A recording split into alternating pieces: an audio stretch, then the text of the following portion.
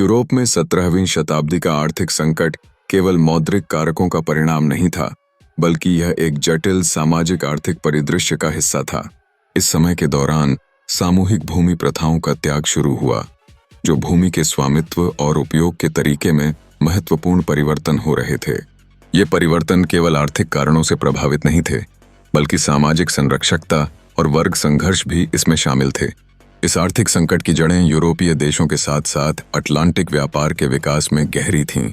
Hamilton और पियर शानू जैसे विद्वान इस बात पर जोर देते हैं कि स्पेन जैसे देशों से चांदी का निर्यात और इसके विकास पर निर्भरता ने आर्थिक स्थिरता में कमी की।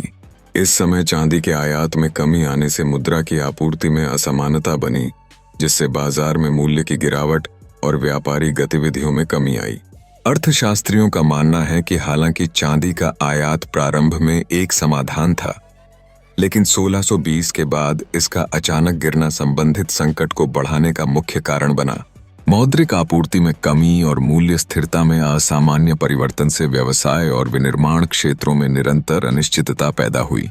इस दौरान कई विद्वान ने यह तर्क दिया कि मौद्रिक अस्थिरता ने अल्पकालिक चक्रों में आदान प्रदान को प्रभावित किया।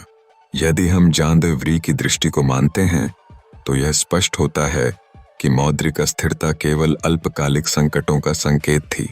वे यह स्वीकार करते हैं कि भले ही यूरोप की अर्थव्यवस्था नई दुनिया से बहुमूल्य धातुओं के आधार पर थी, लेकिन इसका उत्थान और पतन कहीं अधिक जटिल आर्थिक कारकों के साथ जुड़ा हुआ था। इस प्रकार 17वीं शताब्दी का यूरोपीय संकट न केवल आर्थिक स्थितियों का परिणाम था, बल्कि यह सामाजिक, सांस्कृतिक और पर्यावरणीय कारकों से भी प्रभावित था। जलवायु परिवर्तन, कृषि उत्पादन में असफलता और जनसंख्या वृद्धि भी इस संकट के महत्वपूर्ण घटक रहे।